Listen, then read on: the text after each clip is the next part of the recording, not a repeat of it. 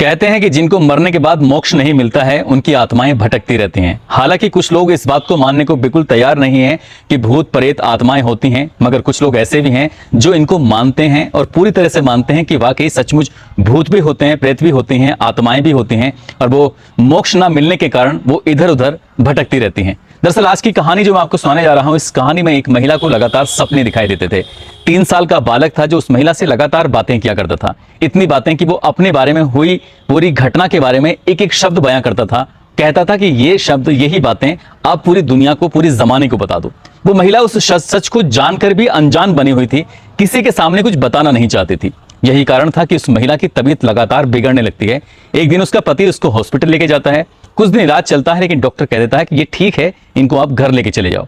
कुछ दिन के बाद उस महिला को मनोचिकित्सक को भी दिखाया जाता है, लेकिन मनोचिकित्सक उसका उपचार करने के बाद कहते हैं कि ठीक है, इनको घर लेके चले जाओ। लेकिन महिला जैसे ही घर पहुंचती थी, आंखें बंद करती थी, अकेली होती थी, तो उसको सपने दिखाई देते थे। सपने में वही बालक आता था और वो बालक उससे बार बार अपने हुए ऊपर जुल्म के बारे में बात करता था, लेकिन महिला वो शांत रहती थी। इसके बाद तांत्रिक को दिखाया जाता है। तांत्रिक के बाद मौलवी हों, ओझा हों, कई तरह के लोग थे, उनको दिखाया गया, लेकिन महिला शांत रहती है। लगभग 4 महीने बाद जब सच सामने लाती है, 4 महीने के बाद जब बताती है, तो लोगों को यकीन नहीं हो रहा था कि ऐसा भी हो सकता है। न केवल पुलिस डिपार्टमेंट के लोग हैरान थे कि आत्माएं कैसे बात कर सकती हैं, बल्कि रिश्तेदार हों, आसपास के लोग हों, जिसने इस खबर को सुना था कि आत्माएं बोलती भी हैं, आत्माएं बात भी करती हैं, ऐसा कैसे हो सकता है। आज की कहानी आपको शायद ये यकीन करने पर मजबूर कर देगी कि आत्माएं होती हैं। आदाब, नमस्कार, सत श्री अकाल। मैं उस्मान सैफी। आज की जो सच्ची घटना मैं आपको सुनाने जा रहा हूं, सच्ची घटना है मध्य प्रदेश का एक शहर है ग्वालियर, और उसी के शहर में एक थाना लगता है थाटीपुर। थाटीपुर थाना क्षेत्र में एक तराई माई इलाका है। यहाँ की ये सच्ची घटना है। दरअसल बात कर रहा हूँ 28 अप्रैल 2023 की शाम। एक घर है जो पुलिस वाले का घर है। पुलिस वाला मध्य प्रदेश पुलिस में है, ध्यान सिंह राठौर इसका नाम होता है। इसके घर में एक फंक्शन चल रहा था और फंक्शन में जो इसके घर के रिश्तेदार के आसपास के लोग थे, सभी बिजी थे, सब खुश थे। खुशियों के गीत गाए जा रहे थे, तो कोई खाना खा रहा है, कोई कुछ कर रहा है, सब अपने अपने आप में मशगूल होते हैं। रात का यही कोई 8:15 के आसपास का समय होता है और एक बहुत तेज के साथ आवाज आती है, चीख निकलती हुई। और जैसे ही चीखों की आवाज सुनकर वहां आसपास के जो लोग थे वो देखकर जोर जोर से शोर मचाना शुरू कर देते हैं, चीखते हैं, चिल्लाते हैं।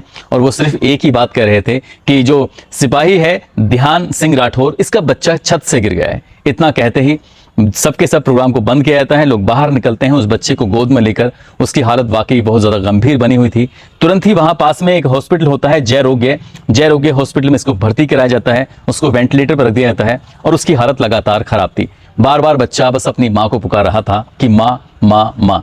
लगातार माँ को पुकारते पुकारते 24 घंटे से ज्यादा का वक्त बीत जाता है और डॉक्टर जवाब दे देते हैं। दरअसल डॉक्टर उस बच्चे को बचा नहीं पाते, वो बच्चा मर जाता है।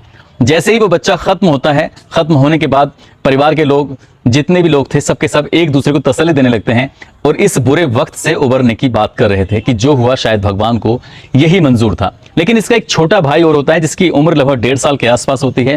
कहते हैं कि अब मोनू पे ही सब्र करना पड़ेगा। जो बड़ा बच्चा है जतिन उर्फ सनी, अब उस दुनिया में नहीं रहा। लगभग 3 साल के आसपास की उसकी उम्र होती है। परिवार के लोगों का रो रो कर बुरा हाल हो जाता है।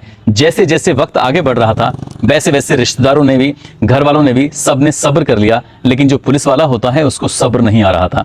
उसको सब्र नहीं आ रहा था। साथ ही जो उसकी पत्नी होती है ज्योति राठौर, अब उसे ख्वाब दिखाई देने लगते हैं, सपने दिखाई देने लगते हैं। और सपने में बच्चा आकर अपनी मौत की कहानी बयां कर रहा था। कह रहा था कि माँ, मेरे साथ कुछ ऐसा हुआ है, मुझे जो भी कातिल हैं आप उस कातिल को कोई सजा दिलवाइए। वो बार बार कुछ इस तरह की बातें करता था। तो बात करने के बाद वो महिला इस बात को किसी को बता नहीं रही थी कि आखिरकार उसके सपने में वो आ रहा है। धीरे धीरे करके वक्त गुजर रहा था और जैसे जैसे वक्त आगे बढ़ रहा था तो महिला की हालत में ज्यादा गंभीर बनी हुई थी। वो बीमार रहने लगी थी। उसने खाना पीना छोड़ दिया था और उसका घर में मन नहीं लगता था। घर में जब तक कोई होता नहीं था तब तो वो बहुत ज्यादा परेशान होती थी, जब होता था तब थोड़ी सी तसल्ली होती थी। यानी कि उसके इर्द गिर्द कोई ना कोई रहना चाहिए। उसके रिश्तेदार भी साथ में रहने लगते हैं, कभी माँ, कभी और कोई लेडीज उसके पास में लेटती थी, तब जाकर उसे तसल्ली होती थी। रात में सोते सोते वो महिला लगातार बातचीत क्या करने लगती थी। अब जो सिपाही होता है ध्यान सिंह राठौर, उसको लगता है कि उसकी पत्नी की तबीयत ज्यादा खराब है, बेटे के मरने का उसको बहुत ज्यादा अफसोस है, परेशान है, इसलिए उसने उसे काफी तसल्ली देने की कोशिश की। हॉस्पिटल लेके जाता है, मनोचिकित्सक के पास लेके जाता है, तांत्रिक के पास, ओझा के पास। ऐसी कौन सी जगह थी जहां जहां वो लेके नहीं जा रहा था। उसका एक ही मकसद था कि उसकी पत्नी ठीक हो जाएगी तो शायद उसको भी, उसके बेटे को भी आराम मिल जाएगा। लेकिन जब कोई सुधार नहीं होता है तब लगभग 2 महीने के आसपास का समय बीत जाता है और 2 महीने बाद वो महिला अपने पति को थोड़ा सा सच बताती है। कहती है कि मैं आपसे कुछ कहना चाहती हूँ। दरअसल इस साल 2017 में ध्यान सिंह राठौर और उसकी पत्नी ज्योति राठौर, जो कि भिंड की रहने वाली थी, इनकी शादी होती है धूमधाम से, सब कुछ ठीक चल रहा था। कुछ ही समय के बाद उनको एक बच्चा होता है, जतिन उर्फ सनी। लेकिन इसकी ड्यूटी होती है ध्यान सिंह राठौर की अपने उस जगह से कहीं दूर। वो घर से दूर रहता था। पत्नी अपने बेटे के साथ रहती थी। वो कहती थी कि मेरा मन नहीं लगता है, ऐसा ना करें, हम अपने ही घर की दुकान में एक अपना कोई भी काम कर लें। एक प्लास्टिक की दुकान थी जो वो करना चाहते थे, कोई इस तरह प्लास्टिक का कुछ कारोबार था, उसको करना चाहते थे। और इसी के लिए उसका पति ने कहा ठीक है, अगर तुम्हारा मन नहीं लगता है तो तुम मेरे साथ इसमें काम करोगी तो हाथ बढ़ेगा, उधर मैं भी कमाऊंगा, तुम भी यहाँ पर घर रह के दुकान चलाओगी तो ठीक रहेगा। सब कुछ उसकी जिंदगी में ठीक ठाक चल रहा था। उसे लगने लगा कि शायद ये दुकान में जो खोली है, दुकान में कुछ ना कुछ ऐसा अशुभ है जो गलत है, जिसकी वजह से ये मामला खराब हो रहा है। और घर के अच्छे खासे दिन थे वो भी बिगड़ने लगते हैं। 28 तारीख को जब घर में फंक्शन चला था, प्रोग्राम चला था, वो बच्चे को छत पर खींचते हुए लेके जाती है और ले जाने के बाद उसको छत से नीचे फेंक देती है। शायद इसका मकसद यही था कि उस बच्चे को चोट वोट लग जाएगी, क्योंकि वो कहती है कि आत्मा ने मुझे आकर प्रेशर किया कि तुम इस बच्चे को धक्का दे दो। उसका खुद का बेटा था जो उसके पेट से पैदा था, 9 महीने तक उसने अपने पेट में रखा, और कोई ऐसी भूत प्रेत आत्माएं थी जो लगातार उसको प्रेशराइज कर रही थी उसे छत से नीचे फेंकने के लिए।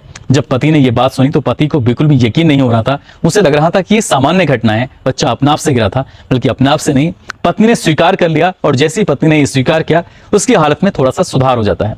जैसे सुधार होता है उसके बाद ध्यान सिंह राठौर ने कुछ सबूत इकट्ठा किए, उसकी वीडियो बनाता है, उससे बातचीत की मोबाइल की रिकॉर्डिंग इकट्ठी करता है और सीधा थाटीपुर थाने जाता है। और थाटीपुर थाने जाने के बाद पुलिस इंस्पेक्टर से जाकर पूरी कहानी बयां करता है। कहता है मेरी पत्नी को ये सपने आते थे और उसने ही इस तरह के एक सच बताया है, मेरे बच्चे को उसी ने धक्का दिया था।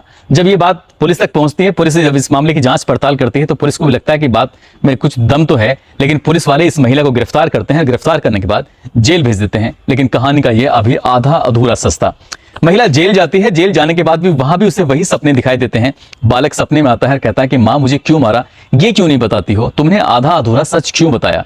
जो बच्चा परेशान करता था, तो जेल के अंदर रहने वाली वो महिला बहुत ज्यादा परेशान होने लगती है। जेलर भी परेशान होने लगता है, बाकी स्टाफ था वो भी परेशान होने लगता है। रात को सोते सोते बोलती थी तो जो बाकी महिला कैदी होती हैं उन्हें भी दिक्कत परेशानी होने लगती है। लगभग फिर से 2 महीने का समय लगभग बीत जाता है। उसके बाद सितंबर के प्रथम सप्ताह में 1 या 2 तारीख के आसपास की बात रही होगी। और इसी बीच में पुलिस ने अपनी जांच पड़ताल भी शुरू कर दी थी। और जब पुलिस ने जांच पड़ताल शुरू की तो एक बार फिर से इस महिला का पुलिस वालों से आमना सामना होता है। और पुलिस वाले कहते हैं कि कुछ सबूत हाथ लगे हैं, हम तुम्हारे मुंह से सच जानना चाहते हैं, आखिरकार सच क्या है। यदि सच बताओगी तो शायद तुम्हारी परेशानी कम हो सकती है। अब महिला ने जो सच बताया वो वाकई अपना आप में बड़ा भयंकर होता है। दरअसल जब उसने अपने पति से दुकान खुलवाई थी, अधिकतर वक्त उसका दुकान पे ही बैठे बैठे बीत जाया करता था। पड़ोस में एक व्यक्ति होता है जिसका नाम होता है उदय इंदोलिया, जिसकी वहां पर ससुराल होती है। वो व्यक्ति अपने ससुराल में जब जब आता था तो अपना वक्त बिताने के लिए दुकान पर आकर बैठ जाया करता था। और उदय की दोस्ती हो जाती है ज्योति राठौर से, जो कि सिपाही की पत्नी होती है, और दोस्ती का प्यार में बदल जाती है, इनको पता ही नहीं चलता। और जब मौका मिलता था तो वो ज्योति के साथ आपत्तिजनक स्थिति में, यानी कि उसके साथ संबंध बनाने की कोशिश करता था। और वो इस नए रिश्ते को लेकर बहुत ज्यादा खुश भी होते हैं एक दूसरे के साथ, और सब कुछ उनकी जिंदगी में ठीक ही चल रहा था। इस रिश्ते के बारे में किसी को पता नहीं था। उदय जब जब अपने ससुराल आता था तब तब वो ये सब काम किया करता था। लेकिन 28 अप्रैल 2023 को जब घर में फंक्शन चल रहा था तो ये तैयार होकर सबसे पहले छत पर जाती है। छत पर जाने के बाद जो कमरा होता है वहां जाकर इंतजार कर रही थी अपने उस प्रेमी का, जो कि अपनी ससुराल में आया हुआ था। वो दीवार कूद कर सीधा कमरे में आता है और उन दोनों एक दूसरे के साथ आपत्तिजनक स्थिति में थे। लेकिन कोई नहीं जानता था कि घर से नीचे से जतिन उर्फ सनी, जो उसका 3 साल का बेटा होता है, वो माँ माँ आवाज लगाता लगाता उसी कमरे में पहुंच जाता है जिस कमरे में उसकी माँ और माँ का जो प्रेमी होता है वो मौके पर मौजूद होते हैं। जैसे ही उसने दरवाजा खोलता है, दरवाजा खुला हुआ था, वो अपनी माँ को उस व्यक्ति यानी पड़ोसी के साथ आपत्तिजनक स्थिति में देख लेता है। और देखकर वो बालक देखता ही रह जाता है, सन्न रह जाता है कि उसकी मां आखिरकार ये सब क्या कर रही है।